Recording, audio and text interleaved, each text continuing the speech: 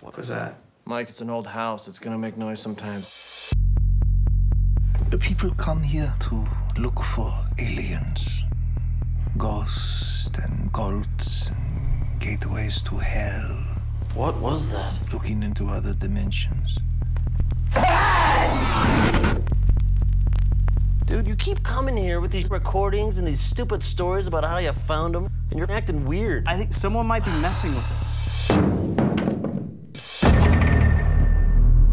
Did you see that? See what? What? That. That's satellites. They watch everything. What's going on, Mike? We need to leave before they get here. What would convince you that I'm not crazy?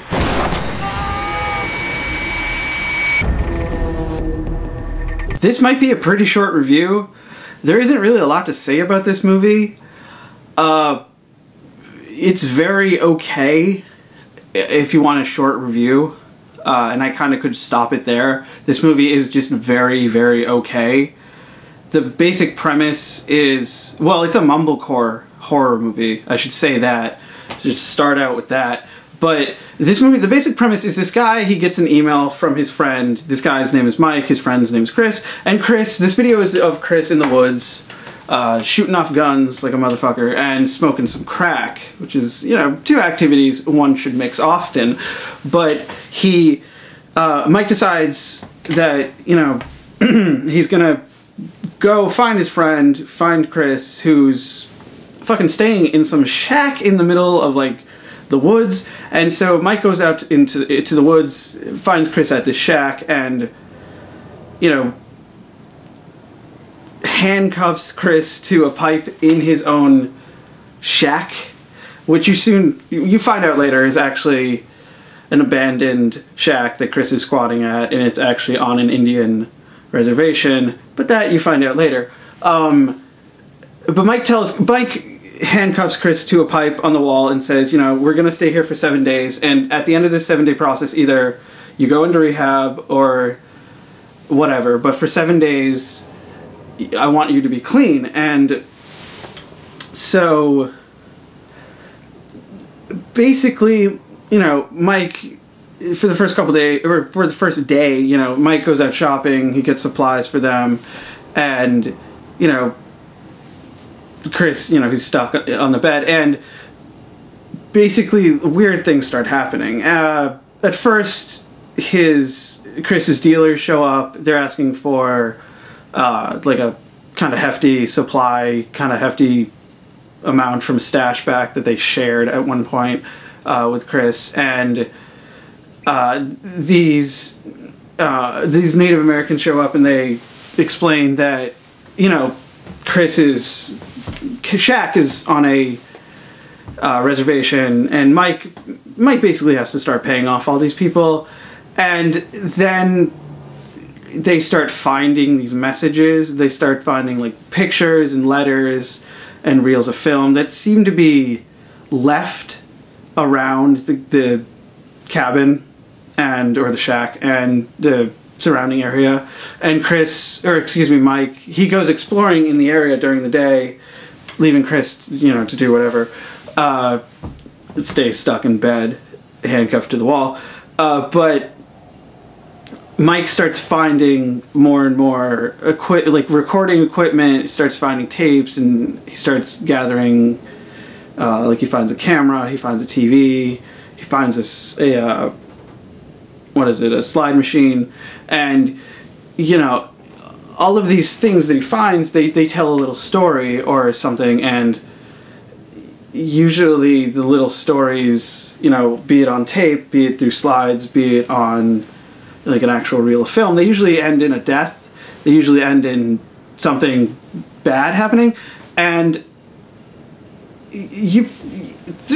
I'll basically leave it there with the premise, with getting into the plot, but you find out that, like, it's hinted at that the movie, or that the area has something going on, that, like, you find out about these college students that were researching in, like, I believe they said in the 70s, a monster in the area, or some supernatural entity in the area, and you find out more about what's going on. The movie never really explains what's going on or to what purpose this is happening, and you never really see any sort of supernatural things in the movie, except for the ending, which I will get into the ending at the end of this video. But the camera, like, how they show supernatural occurrences is the camera will have like some effect, and it'll usually like bob and weave for a second, and the characters will react to something. And I'm assuming that throughout the movie the camera is supposed to be like the supernatural being's like perspective, I guess, because the ending, we'll get into the ending, but like, there's a lot of cool stuff with the sound design. There's not any like score in this movie really, but there's a lot of cool sound design. There's a lot of cool camera tricks here or there. There's not a lot of like scary moments in this movie. There's a foreboding like mood and like kind of tone to some of it, but there's not a lot of like jump moments, and there's not a lot of like scare moments. It's all kind of like, you're kind of, as a viewer, I don't know if the movie's trying to scare you, or as a viewer you're just kind of like supposed to question whether or not it's real or not. But it is a very, it's interesting while you're watching it, but overall, as I say, the movie's just very okay. The performances, they don't, it's weird because like the lead guy, Mike, I never really thought he was doing a very good job, or that he really cared, until like the last 20 minutes, where like he actually kind of turned it on in the last 20 minutes, and I thought he was doing good. The guy who played Chris is actually really good throughout the whole friggin' movie. He's putting on a good show. He's very convincing. He's very funny. A lot of this movie is very funny, and a lot of this movie feels like a comedy. And if it's supposed to be like a horror comedy, supernatural, psychological, mumblecore movie all wrapped into one, that's interesting and that's cool, but I'm gonna have to get into the ending to explain kind of what my issues with this movie are. Kind of what I would have done if I had done this movie, because like this movie, the premise and the tone is something that's similar, that like what I'm interested in and what I like to write. But okay, spoilers, who cares? I'm getting into the ending. Basically, the ending is, and there are some pretty tense moments, there are not scary but tense moments throughout this movie, and there's a moment where they're trying to basically get away from the fucking shack, because they assume that like, okay, it's the shack that's leading them to all of this. And so what they do is, like, they go out to Mike's car and they find a CD in on Mike's dashboard, and they play it, and it's the sound of the reservation security guards coming around and killing them and lighting the shack on fire.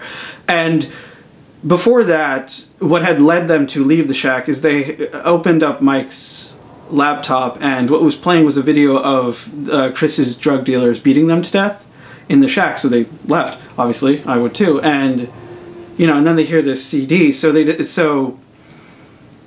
they kind of dick around for a little bit. Like, that's the problem, is like a lot of this movie, a lot of the scenes are like, they're kind of just like dicking around, and like the characters dick around for a little bit, and the drug dealers show up, but fortunately like the characters are hiding, and the drug dealers they fortunately find the stash that the dealers were asking for, you know, very serendipitously, or probably because there is a supernatural entity happening throughout this movie causing all of this, and it is revealed at the very end.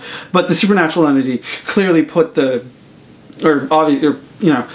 fucking coke or the meth or whatever the fuck it's supposed to be, crack, back, and they put it in the cabin for the drug dealers. So the characters basically, like, the drug dealers, they go to the cabin and they go off getting high, and they stay in there. So the characters more or less hide in the woods overlooking the cabin and watch the drug dealers just, you know, hang out, get high, and then later the fucking security guards show up and shoot the dealers and light the cabin on fire. And I liked that. I liked everything that was happening with that and with that ending, and I thought that was cool and interesting. I didn't like anything that was happening before it. Basically, the scene before it is just the two characters, Chris and Mike, sitting in the fucking woods behind this rock, watching the cabin, just talking about like, it was kind of interesting, the conversation they were talking about, like fatherhood and Mike's oncoming child, or expecting child, oncoming child, and all of that. And it was just like, the only problem I had with the scene is that, like, I'm looking at the runtime and I'm just like, we have less than 4 minutes and these characters are just having this like kind of bullshit conversation and nothing's happening, and this is the end of the movie, and it's like things should be happening right now. And that's kind of the problem with the movie, is that a lot of it, you're just watching Mike walk around the fucking woods, dick around, and there's a scene where he runs into some like cultists, all right, and they're talking about like how they're like alien savior, and then there's a scene where this insurance broker shows up to the shack trying to sell, oh no, excuse me, this mortgage broker shows up to the shack trying to sell them a mortgage on the shack, and it's just like, none of that like adds up to anything, and it's just, a lot of the movie, it's just like the characters are just dicking around talking. And again, like, some of the conversations are really interesting, and if it's just a movie about these two fucking friends like reconnecting after like this bad thing happened, or like a kind of storied past with all like the one friend's drug addiction and just the problems. They mentioned an incident at Mike's wedding that Chris caused because of his addiction and stuff. And if it's just a movie about these two characters, you know, reconnecting and one of the characters getting clean, then it's fine. But then you add the supernatural thing in it, and then you don't really clearly define what the hell's going on with the supernatural thing, and you kind of make the whole movie just like the characters dicking around.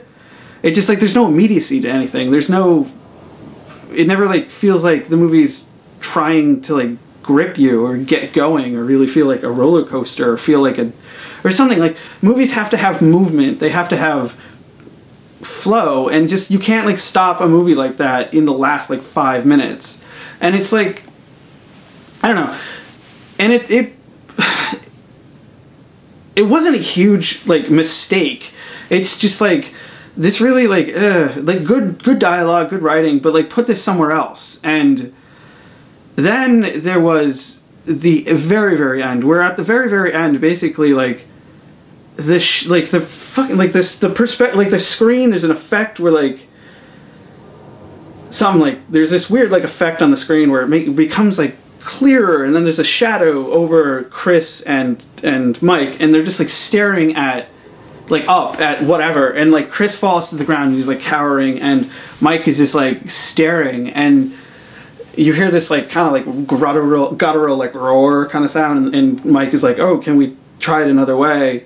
And then the movie ends. That's the very end, and I'm just like, all right, I get it. Like this being wanted the characters to fulfill this story with them dying at the end, and the two of them outsmarted the creature or the being or the entity or whatever the fuck it is, and they caused a completely different story with other characters dying or with other people dying. And so what I want to know is, what is this creature doing? What does he want? What does it want? And what is the consequence for what, actually essentially what Mike has done? Because Mike was the one who kind of spearheaded all of this. So I want to know what the fuck is going to happen next, which means I guess the movie did its job on that aspect, but it's not like what came before was enough to make me want to know what happens next. I just really want to know what happens next, because I don't really know what was going on. So really I just want an explanation to everything.